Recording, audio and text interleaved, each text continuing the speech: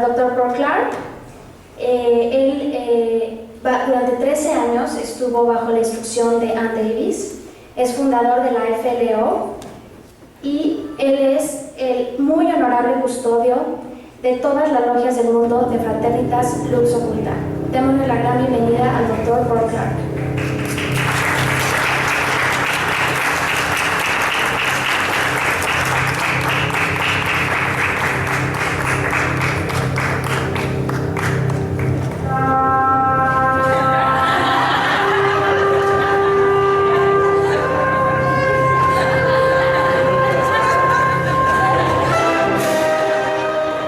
Testing 1, 2, 3. It's really kind of taken out to come up with that kind of music, walk in, and then not be able to find a microphone.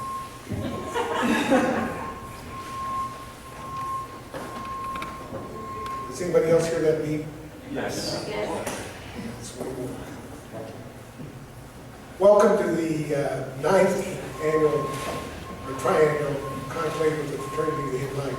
You know, a long time ago we called this the family reunion. So turn around and look at your brothers and sisters from other mothers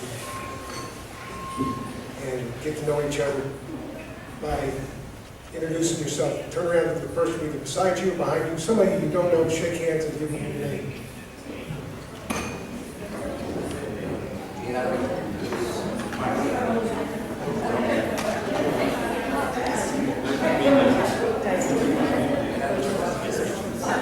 The power vested in me as steward of all the temples of the Fraternity of the Hidden Light in the world, hereby declare this conclave open.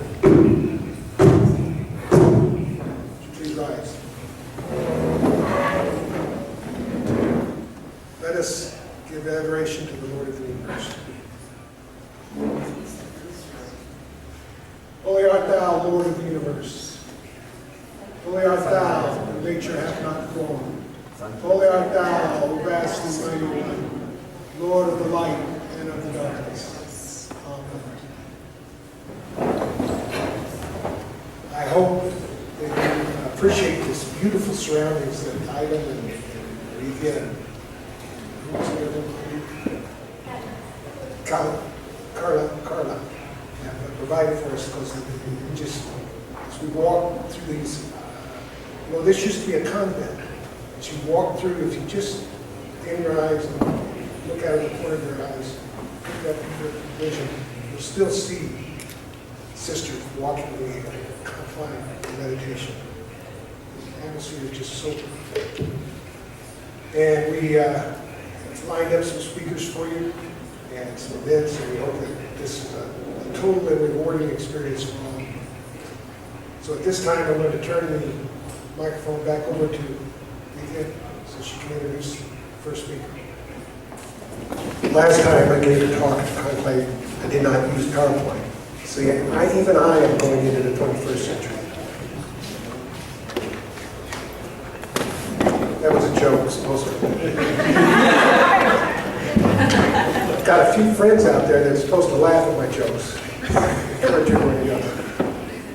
We and the Fraternity of the Hidden Light are not the only esoteric initiatic fraternity in the world. They come to a shock, some of you, but we are not the only ones. But we are one of the many. The talk we're going to talk about now is the role of the esoteric fraternities in the Western tradition, especially as we move into the 21st century New Age. Hitachi, that's a word of power.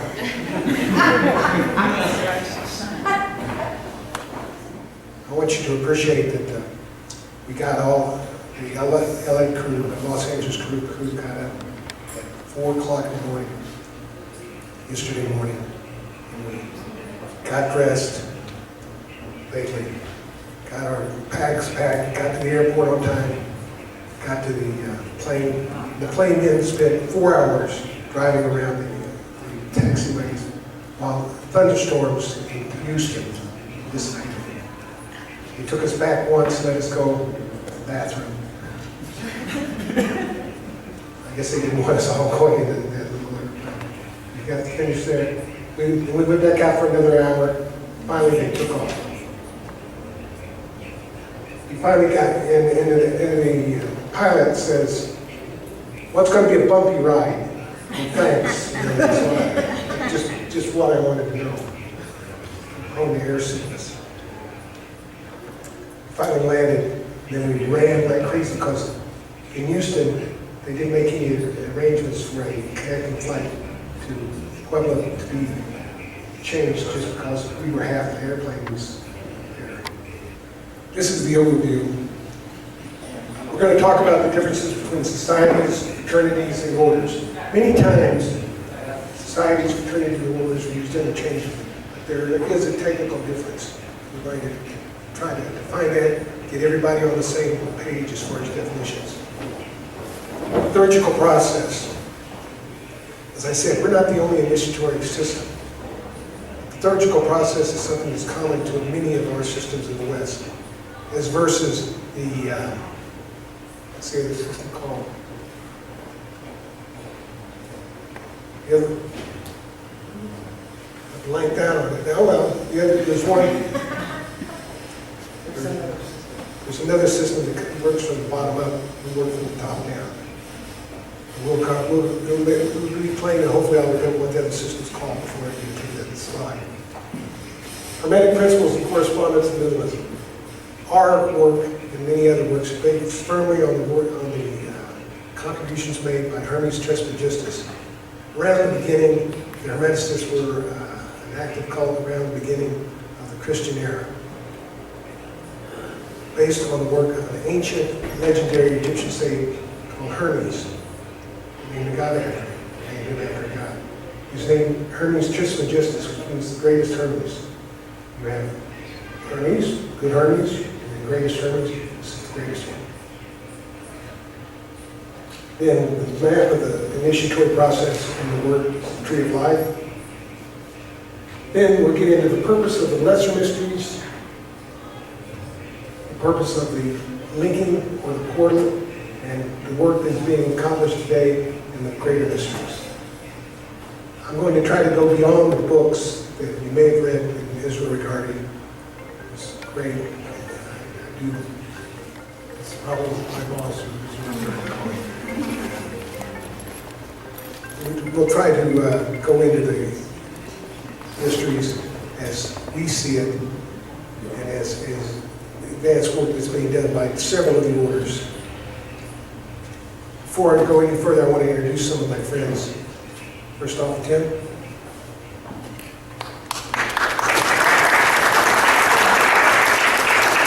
Tim is the international master of the Circes group. And I heard him, I read a book, one of his books, Entering the Chain of Union. And I picked it up because somebody said Tim was a good guy. I was so impressed with this book. There's several of them back in the back. You can purchase them. Not that expensive. And this book outlines some of the work that's being done by many of the orders today to build the fabric of mutual trust and support from one civilization to the next. You open up a newspaper, you turn on the TV, and you can see where we're. ISIL is bombing, cutting people's heads off. And the United States is bombing somebody. I don't know where Mexico's got left out there, but you know, all the different things that are happening. Well, the esoteric orders are working from the inside to build peace, cooperation, and advancement, attunement to the divine. His order is definitely doing that, and he'll talk to you about that a little bit later. And I want to talk, I don't know what John's talking about. John, would you stand? John Crouch.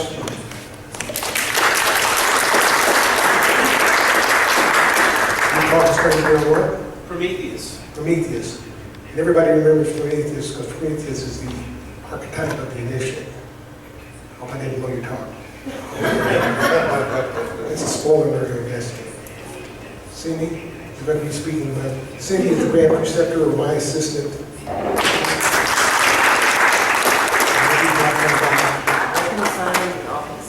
Reconciling the opposites. And how that links into the different parts of the subtle anatomy of the initiative. Orlando? our Grand Proctor, all the way from Cambridge, England. If he speaks with a Spanish accent, it's because he's from Mexico. Usually. Yeah. Grew up in France, Yeah.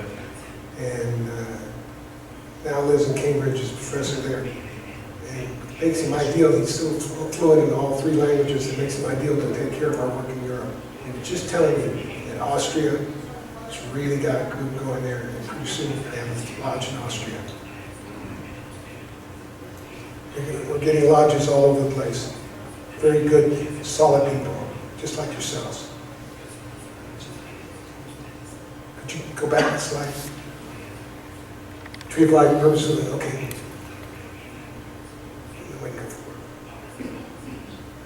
Anybody recognize that lady? No, it's not Cindy. Cindy's got curly hair. Notice the stylish Methodist student. It's Violet Firth. We were in Glastonbury, walking on the Glastonbury Cemetery, and just looking around, and Cindy says, "Hey, come here, come here." And there on the ground was a grave mark. It was covered with blue and purple violets. It said Violet Firth. And I looked at the blue of the violets off the marker and said, "The Unfortunate." This is our sword, the Unfortunate. How many of you are familiar with her writings? If you haven't read The Unfortunate, you really haven't read anything about the Master Mysteries. I really highly recommend her. We look at the esoteric quarters of their work, Cosmic Doctrine. The Unfortunate is the first one of the initiates to publicly put some of these organizing ideas out there in print. So she's a very important seminal writer. Okay, the next slide. From this society, fraternities and orders. Does anybody recognize that temple? Tim, do you recognize it? Delphi? Yeah, oh yeah, that's Delphi. That's where the Oricon Delphi, Temple of Apollo. I threw that slide in not because it has anything to do with this talk, but I love it. Societies are educational. There's many groups around the world where their whole mission is to be educational, to educate the new seeker to the mysteries schools and what the mystery schools are about, different ways they pick it out. But you see, as I'll go into in a little bit, there are 3 stages in every aspirant's life. There's a time when they were a seeker, and they become a servant, and finally a dedicated. Fraternities, however, are initiatory in nature. They use the liturgical process to change the consciousness of the human, of a sincere speaker. I was about 18 years old when I was giving a talk in Tulsa, Oklahoma, to a group. And the talk was on something very similar to this. See, I haven't really learned a lot in 50 years. And I said, the old alchemists have a phrase, it says, nature unaided always fails. And this guy, who's about sitting where MJ is sitting right now, said, how dare you say that? Nature is God's creation. Nature is perfect. That's true, I agree with you. He said, I said, but do you think you are presently the best you can be? He said, no. You think society as it is right now, is that the best you can be, the best you can do? No. What about science? He said, is it evolving? Yes. Well, I agree with you on all that. He said, see, we got up to this point in our evolution by our own endeavors, working with nature. But now we need to enter into a partnership with the divine, a liturgical partnership. And the divine will lift us up to the next stage. Therefore, if we don't do that, nature by herself will fail. The goal of complete enlightenment, complete power, complete wisdom, complete love. Fraternities have been Doing this in a stage-by-stage basis, grade-by-grade basis, degree basis for thousands of years. The unfortunate first called her group the Fraternity of the Inner Light. Not the hidden light, that's us. Inner Light, around the 1920s. You look that up on the internet, you'll find it's now called the Society of the Inner Light. SOL. Excuse me, the SIL. Is there a difference? Yes, the difference is in the emphasis. Now, you cannot get to the initiatory part until you go through the educational part, which is the way it should be. Then there are the orders. There's a lot of groups that like to say, our order is this, the Rosicrucian order. And usually it's the Rosicrucian Society, should have been the Rosicrucian Fraternity in some cases. And an order is an inner plane that is, it's in the heaven worlds, the worlds of consciousness. And an order exists for many, many years. Every once in a while, just like we, our soul, our individuality, puts forth an incarnatory, an embodiment of one phase or another. This embodiment that, but Ivan forth, Ivan is not the real Ivan. That's the personality that is the real Ivan that's put forth. This is the spaceship that we use to navigate around planet Earth according to Bucky. So, fraternities are like that. They're the spaceship that the initiatory system is put here on Earth by the orders. There are orders that guide the evolution of humankind, and guess what? They have to have our help, but they will triumph over the darkness. They exist on the inner planes. Representatives of these orders are really cool guys called adepts.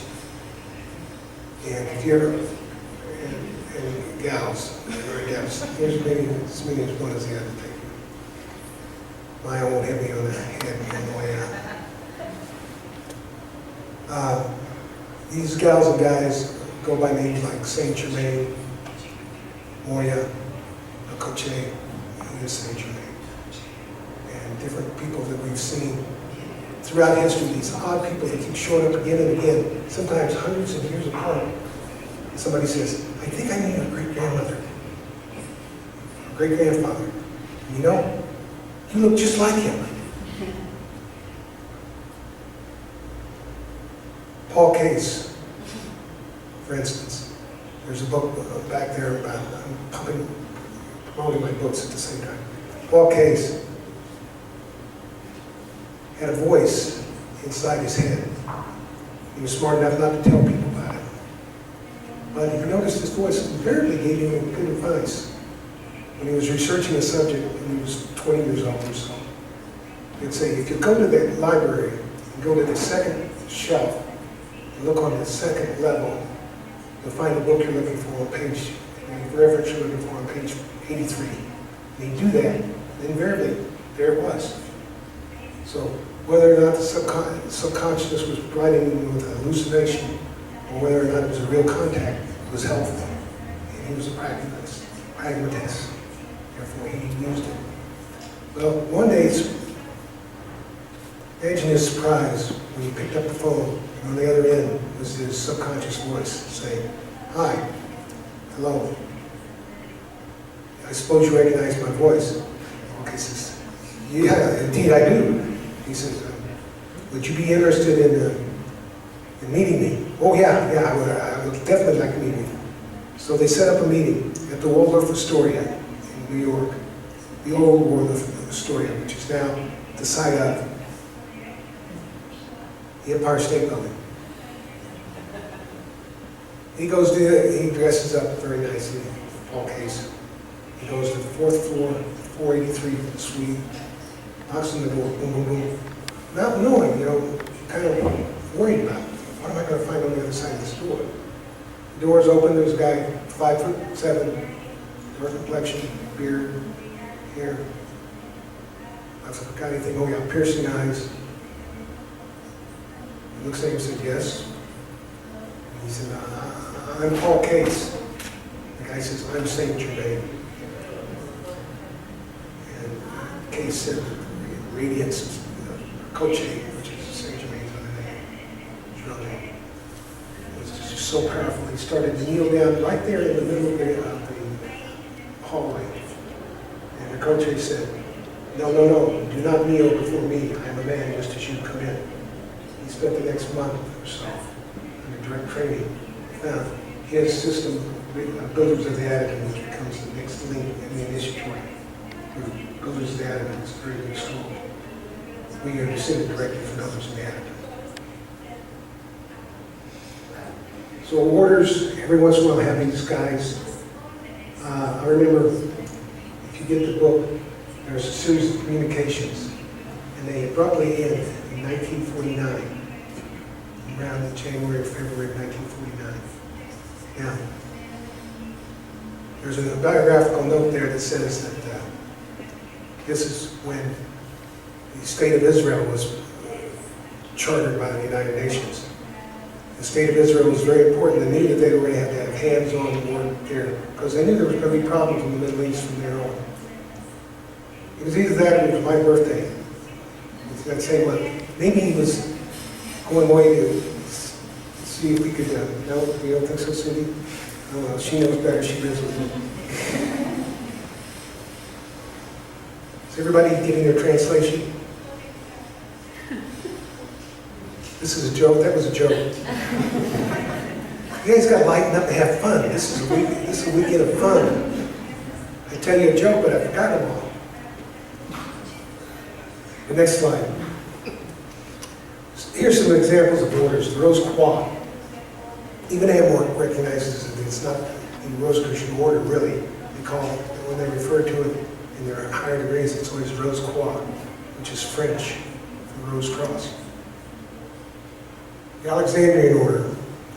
That one goes back to the city of Alexandria around the 3rd century. And good representative of the Alexandrian order is the Servants of the Light, headed by my good friend Dolores Ashcroft Nabisky, a true adept. The Asclepian order. The Asclepian order works with our order to do healing. Their primary mission is to heal. You know, doctors don't heal. Consciousness heals. Your consciousness receives the suggestions of the doctor when he shoots you with some penicillin or antibiotics. That's received by your body. Subconscious says, that's a suggestion that you want this to be corrected. But the state of health, according to the Asclepian order and according to us, is the natural state of the universe. Whenever you are striving towards health, you are bound to succeed if you remember that you're aligned with the universe. The universe is healthy. The universe is balanced. And you, as an expression of the universe, we just get ourselves out of the way, karmically, and express that, we will find that we are healthy. And several of us have had experiences over the last year where that has been demonstrated to ourselves completely. We won't go into that. Finally, the Tibetan order. See, there's two traditions. There's a Western tradition and an Eastern tradition. Same tradition as the global tradition, but the methods are a little bit different depending on whether or not you have to function in a very active competitive society, or whether you have the opportunity to retire to an ashram or a retreat center and spend 24 hours a day working on your spirituality. You don't want to take that retirement system, the Eastern tradition, and put it into effect in working in the New York Stock Exchange, for instance. You might get distracted. We have the next one. Fraternities. Now, this is where we get interested. Fraternities are the ones that we can identify historically, and these are the ones that change consciousness and transform the individual seeker. The Knights Templar. You're familiar with the Knights Templar? Has everybody heard of the Knights Templar? Yes. Show of hands. Everybody's still awake? Okay, good. Knights Templar. Masonic fraternity. How many of you have heard of Masons? At the back of Masons, the bottom of Masons, behind Masons, there is a true initiatory fraternity. And the new members coming in today, that last 10 years, are people that are eager to see that truth. Yes, there's always some that come in just for the social aspect of it, or the business aspect of it, or the charitable aspects. But the true Mason says this is the way we express our awareness. Our awareness, what the fraternity is an opportunity, a gathering to change our consciousness, make our better instruments, just like Rosicrucians. Usually you find those Masons members of one or two of the other fraternities at the same time. The Rosicrucian, everybody heard the Rosicrucians? The Martinist Order, the Golden Dawn. Everybody's heard of the Golden Dawn. Anybody remember the Golden Dawn here? Got one member? Got a few members. I want you to know that we do not compete with the Golden Dawn. We mutually support the Golden Dawn. In fact, that's very important in all these organizations. We're not in competition. We're mutually we're forming a fabric, fabric of mutual support. And of course, the little known organization, the Fraternity of the Hidden Light. How many of you have heard of them? This is good. How many of you heard of it? Let's see a show of hands. How many of you are here to learn how to flip houses? The Alcoholics Anonymous group also is right down the hall. This is the fraternity. I don't want you to spend your own time in your own meeting. Next slide, please. Societies. At one level or another, some of these are also fraternities, but Builders of the Attitude. How many of you are familiar with their lessons? Some of the best lessons in the world written by Paul Foster Case and Ian Davies. Ian Davies was my personal teacher, along with Ernest Butler. And I cannot, if you're not going to take the threshold course, I highly recommend you getting involved with BOTA. Because BOTA has a great course, not so much in the group interaction as in the individual correspondence courses you can study it yourself. Circe is another group that has this outstanding correspondence course with a little bit more work, practical work on it. Our probationary, it's the same thing. The Society of Your Light is the same thing. These are groups that you need to start working on day by day to change yourself. It's kind of like some people believe that they can go to a weekend intensive and become illuminated. There's no intensive on your consciousness. You know, it's a gradual thing that becomes habitual. You know, our subconscious, which is our builder of our vehicles and our awareness, is a creature of habit. And it knows what's important to us, because that thing that's important to us is that which we do on a daily basis, that which we think about. When you're in love, how many of you have been in love? How many of you are in love? Congratulations. Do you go a day without thinking about the loved one? No. So you may walk away.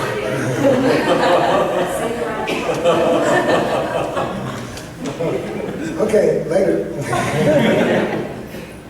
We have the next page. Liturgy. Liturgy is the practice. There's three types of magic. And magic is not what we normally think of. Magic is the ability to change your consciousness in accordance with your will.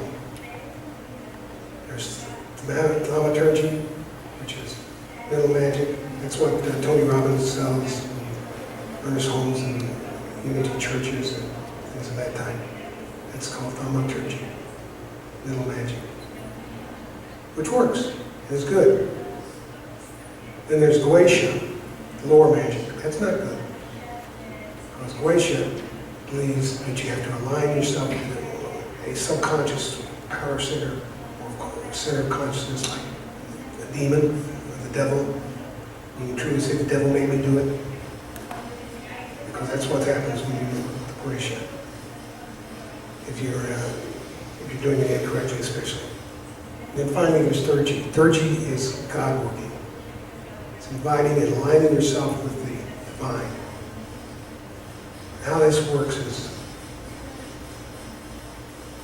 when God created the universe, He seeded the thought processes of the entire universe with several complexes, centers of focuses, like lenses, focus light, these focus consciousness, aspects of consciousness. These are known as archetypes. And you're familiar with archetypes, even though you may never have heard that term. And how many of you have heard that term? Good. An archetype would be like Michael. Archangel Michael's an archetype. Doesn't mean he's not conscious, doesn't mean he's not living. He is. But he doesn't look like what we think he looks like. He hasn't wings, doesn't have wings. He's a center of consciousness that can be present throughout the universe all at the same time. Such is the nature of archetypes. Now, the reason we put wings on him and visualize him in gold armor with a fiery spear, putting his foot on a dragon, because our subconsciousness has said, you want to get in contact with Michael? And the lines, it's a tuning mechanism. Third G works on basically two principles. The principle of mentalism, which says that everything is consciousness. Consciousness creates. Everything is consciousness. That all, God, we are creation of God. We cannot contact God physically unless we go through the mental process, contacting God's thought processes. In the Kabbalion it says, the all is mental, the universe is mental connection, God is mental. Now that doesn't mean that He's just unreal. It means He is the central reality of everything there is, because everything is mental. It has been said by the Hermetics and modern physicists, theoretical physicists, say the same thing. They say that the universe behaves, they say, just like it's a vast consciousness. Why? Because it is. We're a creation in the mind of God. Therefore, we're only one creation in the mind of God. And what we need to do is realize that our mission in life is to express that consciousness. And we do that by attuning to our archetypes. How many of you have seen movies where the pioneers go out west? They build a house out there in the middle of someplace. How many of you have seen those kind of movies? And then they decide to have a kid. Or two. Or three. There's not much else to do on the prairies, I guess. And so what they do is they add a room. Bedroom. How many of you saw that? What's it? Little house on the prairie. Everybody's all around in there. Night, John. Night, Mom. Night, Bob.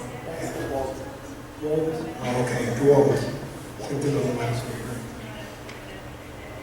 That's where pretty soon you find yourself going to the bathroom having to go through 2 or 3 bedrooms.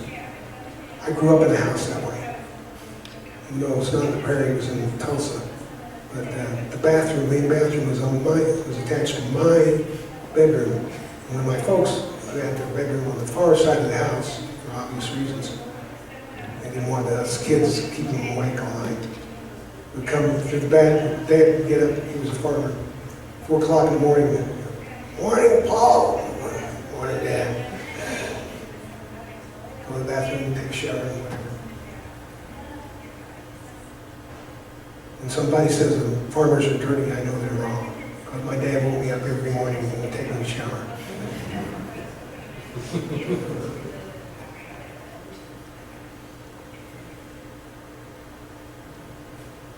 Well, now that you've got this house, it's obviously not as efficient as it should be. Our psyche is a lot like that. How many of you consider yourself scientists? How many of you consider yourself artists? How many of you consider yourself devotionals? Has it ever occurred to you that you could be all of those? And that the right person is a balanced disposition of all of those? And that God lives and experiences life through you. And then therefore, through you, you need to experience things as purely as possible. Ann Davies once took a group of us students, she called her stewards, that's where I got my name, to the Chronicle restaurant. Chronicle restaurant was a very, very famous restaurant in South Pasadena. It's no longer there. It's famous for things like chocolate mousse cake, chocolate mousse pie. That's who originated that dessert. How many of you have had chocolate mousse pie? I went to this one little guy, about this tall, beard, who invented it in Pasadena. She took several of us and she was going to buy us dinner. We all sit down at this big circular table, like next to the round table, in the middle, right smack in the middle of the dining room. Now, Ann was quite an expressive individual. She would take a bite of the soup and go, oh my God, that's divine. Oh, and she'd take a bite of this. So, oh, that was great. Then, what I say Chronicle is famous for? Desserts. She had each of us order a different dessert. She took a bite of her dessert, which was the cherry cheesecake, I believe. She goes, oh my God, this is great. Paul, taste this. So I tasted it. What did you get? I got the chocolate mousse pie. You know, I heard about it. She said, can I have a bite? Oh. Well, this obviously, all this oohing in the eye, which she was encouraging us to do, created some attention with the other diners. And some smiles. Especially these two guys over in the corner dressed in a three-piece suit. They looked like Tim. They were watching it. I was aware some of us were a little uncomfortable. I was aware that these people were staring at us. And these guys nodded at each other, got up, and started walking over and said, uh-oh, I'm waiting for it now. And they walk up to Ann Davies and they say, pardon me, ma'am. She says, yes.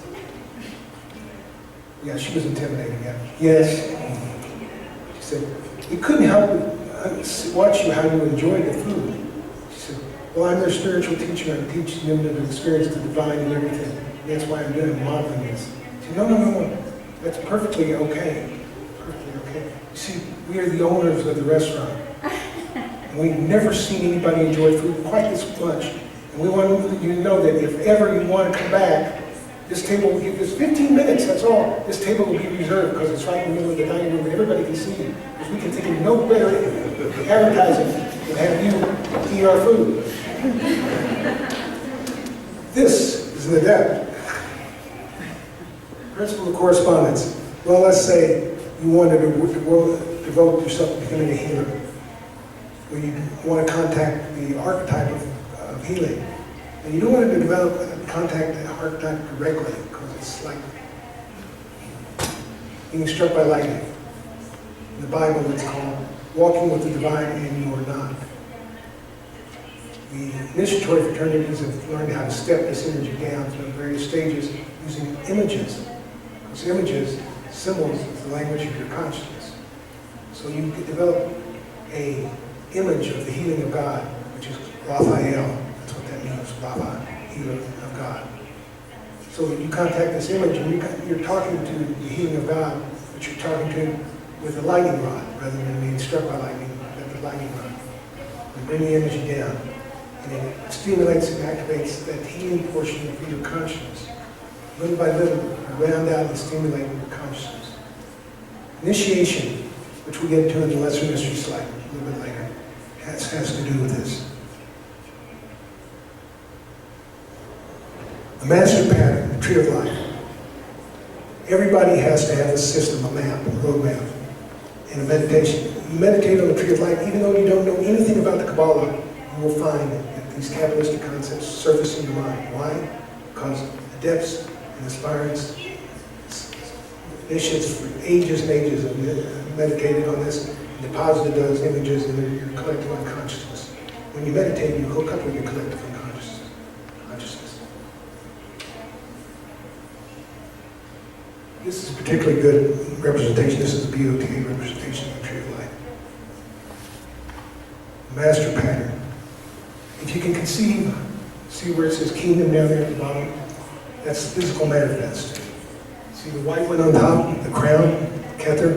That's God as God, pure God. The others are different steps, stages, and aspects between us. So if you want to elevate your consciousness, what do? You take it from Malkuth, go up to the foundation, over to splendor, victory, stage by stage. Pretty soon your consciousness changes as your body changes. You don't want to do this rapidly. This is something you want to do stage by stage, because you need to balance yourself out. The kingdom, the first grade, is Zalator. It's the outer reality. We don't try to escape the manifested universe. Manifested universe has to be held wholly in our mind. Every aspect of it. It's the luminous garment of the Lord. And we are called the harp with 10,000 strings. We're the same. We move it up, you balance it by first awakening your inner consciousness at the foundation. Then we go over to splendor, which is your mind, you develop that. Then you go over to emotions, see there's a balance there, all the way. Hermes said equilibrium is the secret of the great world. As long as you keep that as your guiding compass, you won't go too far astray. I was thinking in the Masonic temple, if you go into any Masonic lodges, which they let you in once a year at least, to watch like they install. Look around, you'll see a symbol on the walls, a circle, with a dot in the middle of it, and 2 lines. Maybe a Bible over the top of it. That's talking about that particular principle. I won't go into the details because that's obligated. Yes, I am a Mason too. Why? Because I find I enjoy the company of Masons as well as initiates. Let's have the next slide.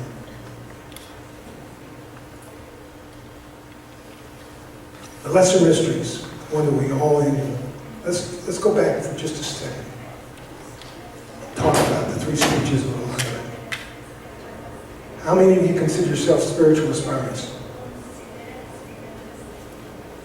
Good. How many of you spent a time when you were looking, you felt the call inside, and you didn't know where to go, you felt the call, and you were looking around, seeking to find the right school?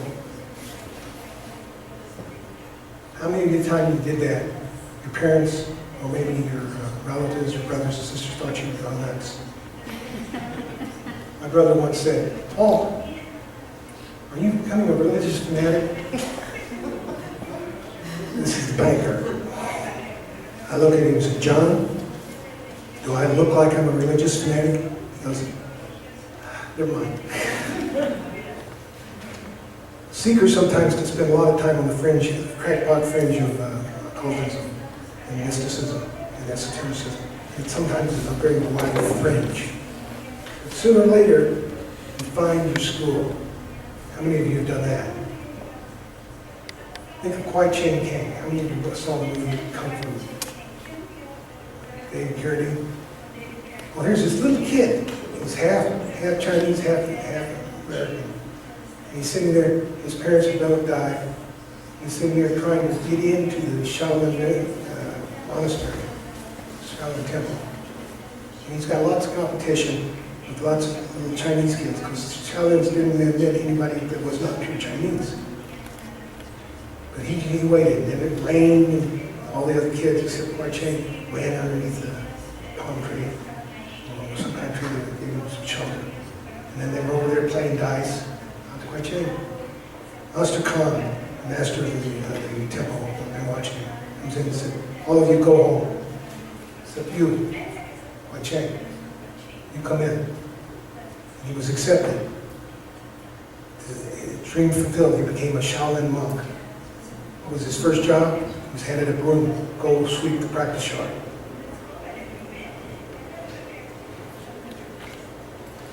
See, it doesn't necessarily be glorious. You have to have the desire to serve, but you also have to have the ability.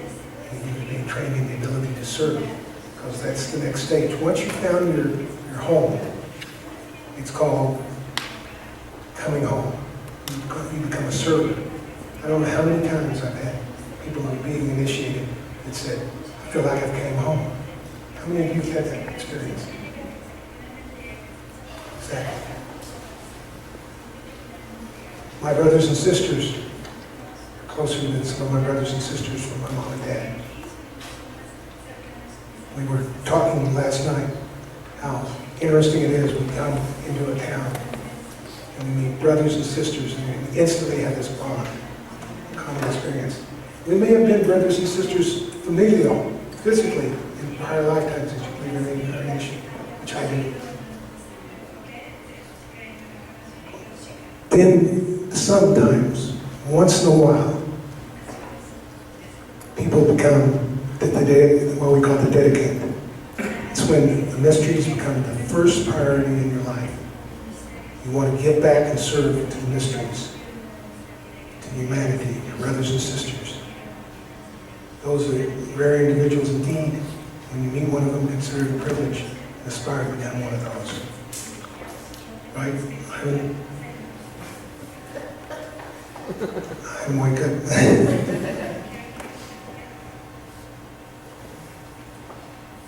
For lesser mysteries, I've come up with this term, constructing a chalice. A chalice is a cup, and the Holy Grail is a cup, just a cup. If it had a hole in the bottom of it, it would not be serviceable. We've all got holes in our cup. But what makes the Holy Grail holy is what you pour into the cup. What we pour into ourselves, and it can contain and dispense it to all who need. So it's the formation of the cup. And you do this by developing your physical body so it's healthy, relatively healthy position. It doesn't have to be, you don't have to be an Arnold Schwarzenegger. You can be a Orlando Fernandez. Stand up, Orlando. You just have to be willing to dedicate that body and have the ability to dedicate that body and health, to life, to serve. Then you develop your subconscious mind. You learn how the subconscious mind, get the subconscious mind used to suggestions. But never give your subconscious mind a command. Because the subconscious mind goes on feelings. You command your subconscious mind and says, gee, this must be really hard because it's commanding me, it's trying to force me to do something. Okay, I'll make it hard. It'll force me, kind of like a girl, lady. Subconscious mind is often represented by as a feminine figure. How many of you are married, guys? Have you tried telling your wife what to do? I tried telling Cindy what to do every once in a while, then I'm reminded on how. Like subconsciousness, she is. She'll do anything for me as long as I subtly suggest it. As soon as I do this, she says, maybe. She's stronger than I am, guys. I'm a second-degree black belt.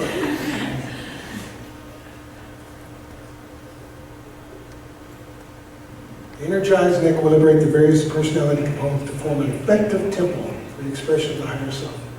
That's why the mystery schools, a lot of them have to do with building, masons, builders, they added them, builders of the temple. Knights Templar were builders and so on. Because you're building the temple, anytime you just read about building a temple or an ark or an Ark of the Covenant in the Bible, it's talking about you. So just read it with that inner vision and you'll find some very interesting practical applications to the mysteries. Next slide. You're doing very well. The mysteries of the portal. There'll come a time when you've activated all four of your basic components of your personality, but they may not be quite in balance. So there's a period of time in the mystery schools where we call it the portal in our school, where you are given the time to balance yourself out. Let me explain something. Going through a air initiation does not, or even an adept initiation does not necessarily make you an adept. Because all the rituals do is plant the seed in your consciousness, prepare your consciousness. Now this does two things. It awakens all the positives that you've been carrying around, so they're now stronger and more useful, malleable. It also awakens the negative patterns you've been carrying around you may not even realize that you had. I was talking to an initiate 3 days ago at lunch. He couldn't understand why he was having problems. And then he rattled off 5 sentences in a row which expressed why he was having a problem and he realized it. And I said, what did you just say 5 times? Well, I said, and he goes, oh my God. And I said, in every one of those you said, I am.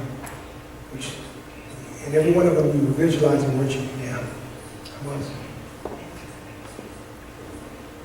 So, subconsciousness is always aware of those negatives. Now they become acute after initiation instead of being chronic. Instead of having a dull ache that's right in your face, and you say, oh, I'm going to have to attend to that. That is what's important.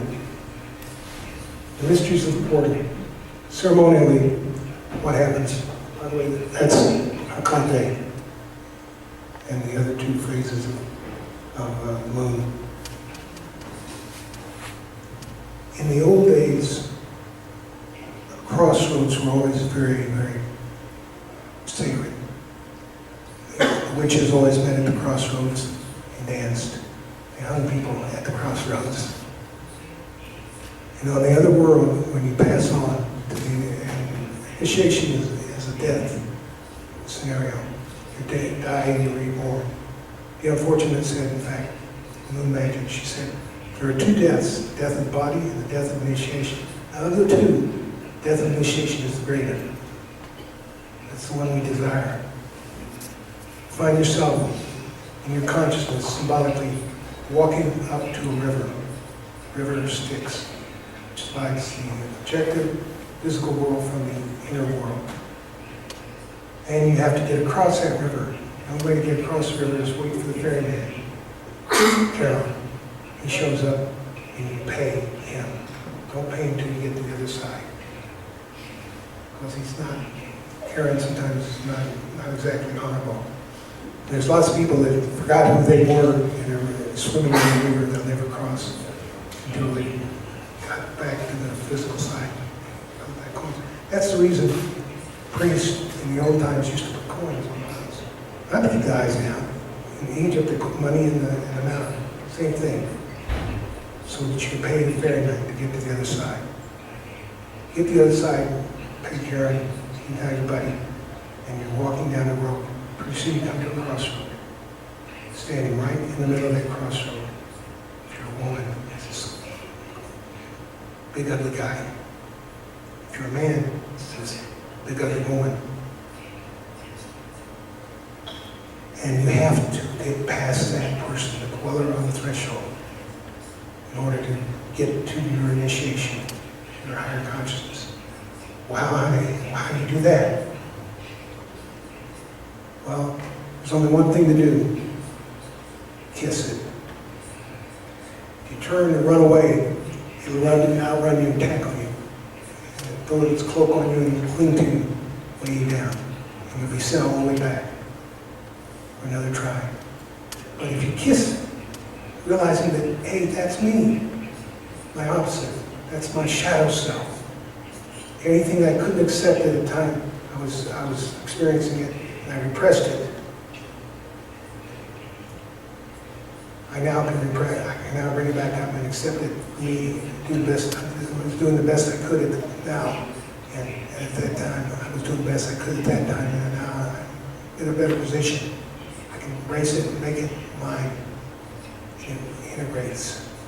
And you have this integration, flash of illumination. Sometimes quite dramatically, you'll switch to another level of consciousness. Put it another way. Am I going too long? No.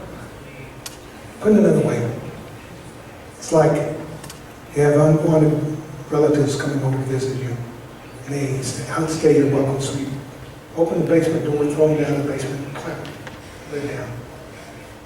You know, that has been done. I I don't think anybody in here would think about doing it, but that has been done. But for the purposes of illustration, that's pretty cool. Except, they're not going to stay down there. Pretty soon you got 5 down there and they're bouncing on the door and you're standing using all your energy to step on the door. Now you got choices in this shit. You can spend all your energy keeping it repressed, keeping them repressed, or you can free them up to the light and embrace them and become lovers with them. One with family members. And that energy propels you forward. Once you get past the kate, once you do this, you kiss her. She becomes, in the case of a male, she becomes a beautiful woman. In the case of a female, she becomes a handsome prince. That's the story of the frog prince. You have to kiss a lot of frogs before you find a prince. You've heard that? Well, you have to find the right frog. The right frog is you.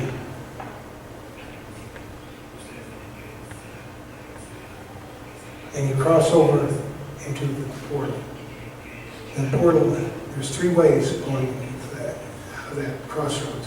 One to the right is the road to Elysia. And Elysia is the place of rest, which we all need to rest sometimes after a hard incarnation to recuperate. The way to the left is Tartarus. That's purgatory, where we need to. Our soul says, I think I'm going to burn off some of this karma by reviewing it before I go back into the arena of evolution called life. And straightforward is the way of initiation. In the mysteries, we always go straight forward. Next slide.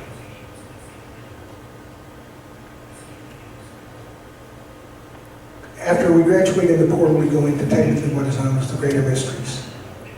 And the greater mysteries are funny. There are 3 grades of the depth. The first one is the little depth, or lesser depth, which Will Chesterman once told me that means we're adept at little.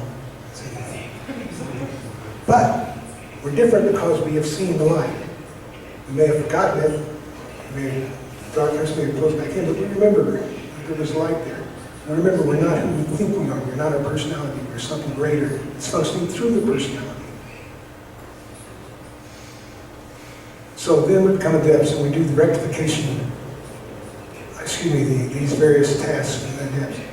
And I think a lot of the esoteric schools, Tim, is this correct? A lot of them are doing these things.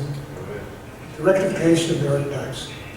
Archetypes, the images, is energy associated with love, for instance. It's been tainted by rape for so long. That, rape is not love, it's domination. It's love act based on fear, not acceptance. It tears down, it doesn't build up. There's a problem with that archetype. But one positive thought can overcome 1,000,000 negative thoughts. And the depths have trained consciousness. Never underestimate the power of a trained consciousness. A trained consciousness is like a candle lit in the darkness. That candle is burning brightly. And all the darkness in the world, in the universe, cannot put that candle out. You pour in more darkness, it doesn't make any difference. The candle's still going to be shedding light. That's what you are destined to become. Rectification of the archetypes.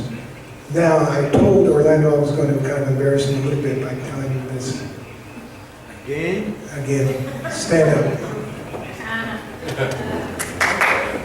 He deserves your applause on this because he did a great thing.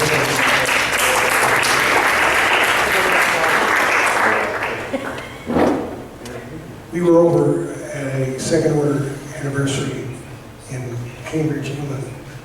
And he comes up to me and he has this big cross sword. Big one. Kind of reminds you of King Arthur's Excalibur. He says, Paul, what do you think if we did this and consecrated it?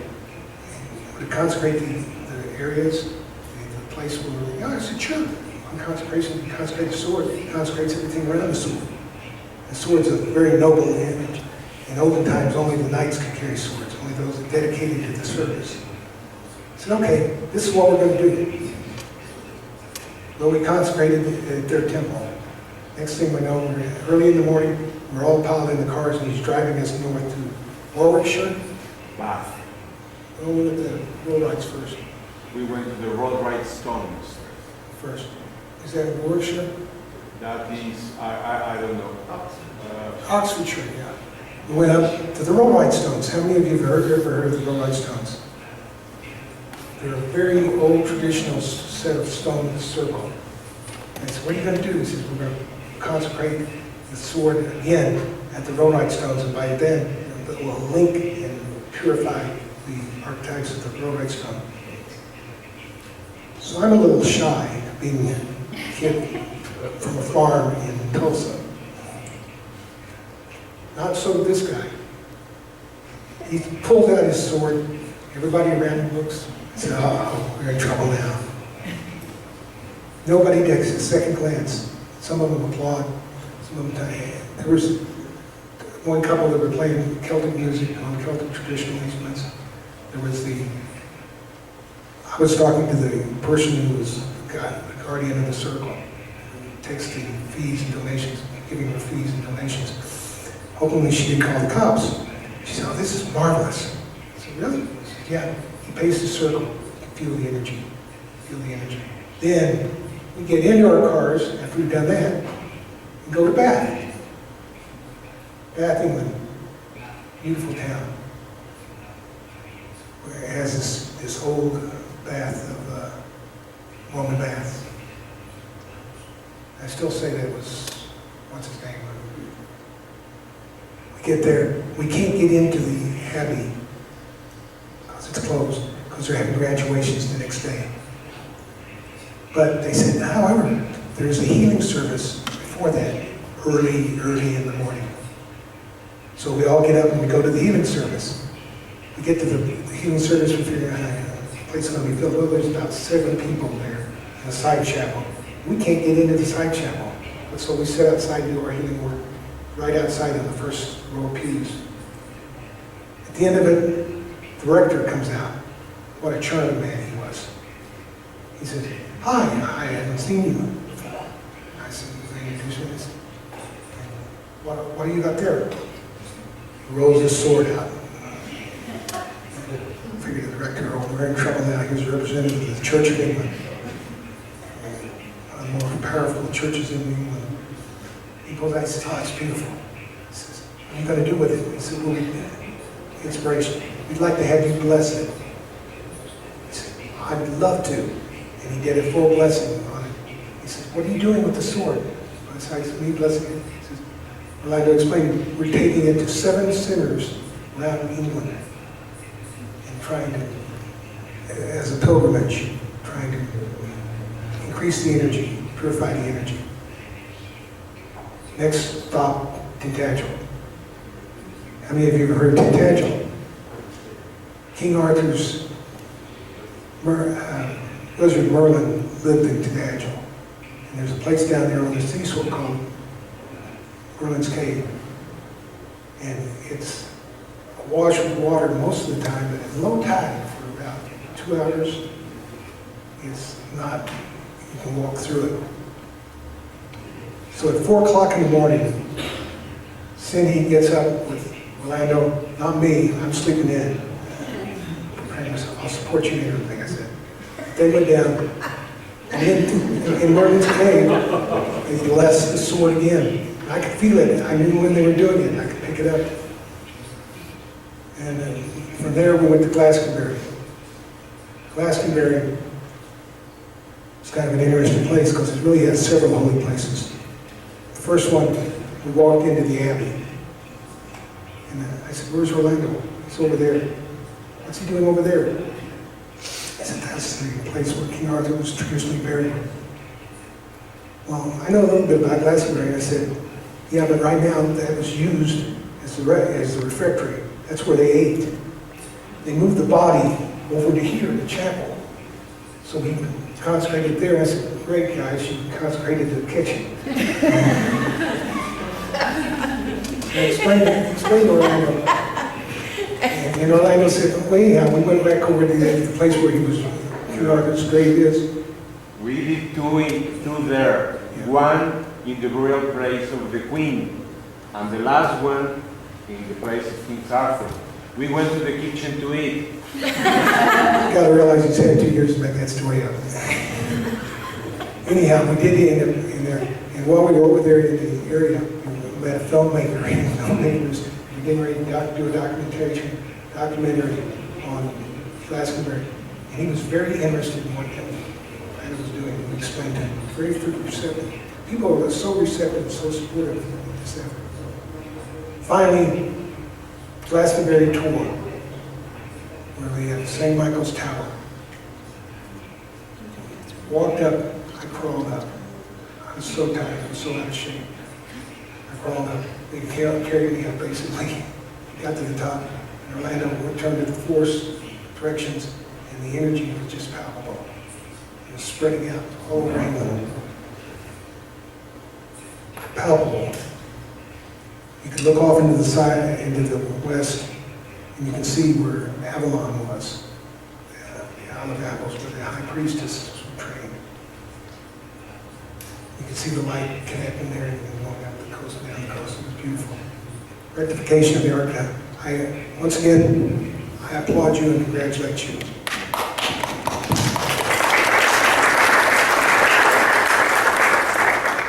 Working with the collective unconsciousness. 2012, good example.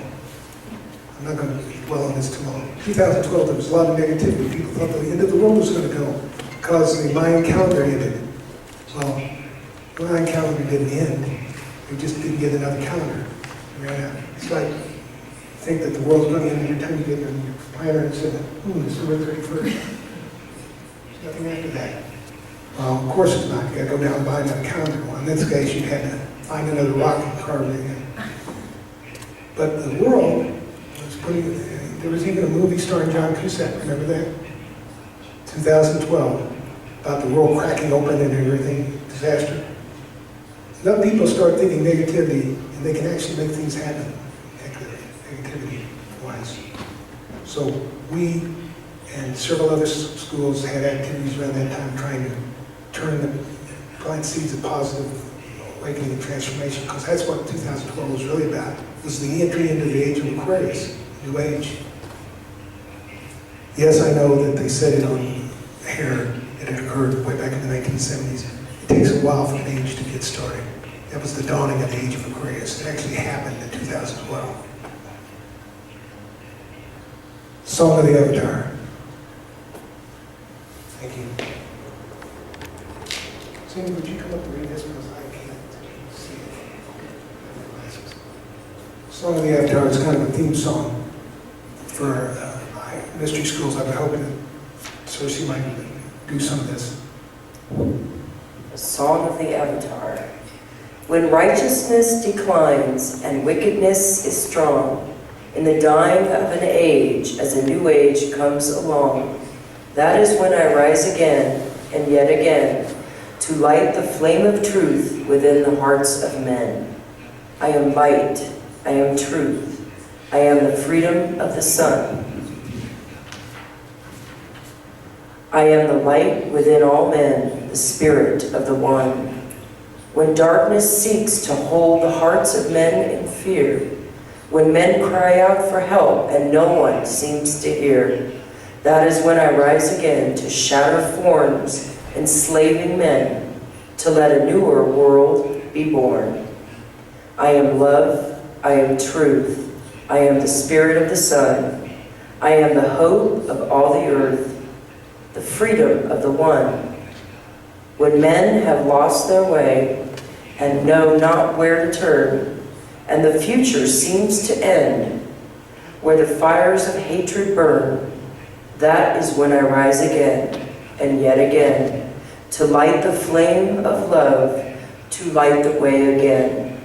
I am life, I am truth, I am the power of the sun, I am the destiny of man, the triumph of the one.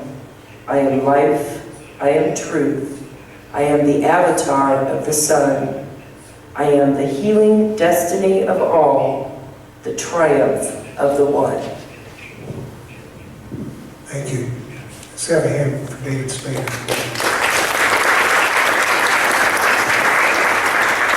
That's become a theme song that we do, a poem we do, a vocation we do at various times of the year, special times. I invite you, if anybody wants a copy of that, you just contact headquarters. We'll be happy to give you one. David would not object either. If you get an album or a CD called Winds of Change by the New Troubadours, it's on there with the music. It's just inspirational, just lifts you up. And we have the next.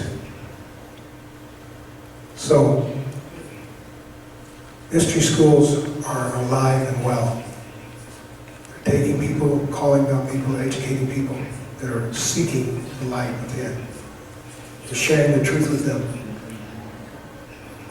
Helping them remake themselves stage by stage. So that why? We say, we're adepts. No, that's not it. Adept knows he's no different than anybody else. He just sees things a little bit differently. But we can help.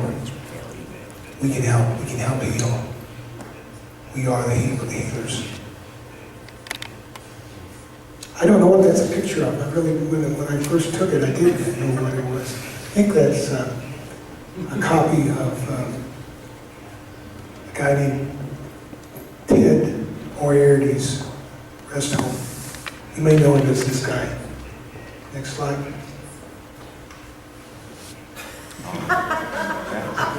I know him. Cindy, what happened? I thought you wanted to take that one out. Oh, you're supposed to be a picture of Dr. Tavner. I want to make sure. She didn't want me to do the Mona Kaylee story, so I won't do the Mona Kaylee story. Dr. Tavner was a real person. He had a real home. He was Diane Fortune's teacher. And a true adept, if there ever was one. In the East, my brothers have this expression. They salute each other every day instead of saying hi. They go up, namaste. Which means, basically, that the light within me sees the light within you, recognizes it as one. Therefore, if our lights are one and there's only one light, we are one. So I see you. Namaste. Thank you very much.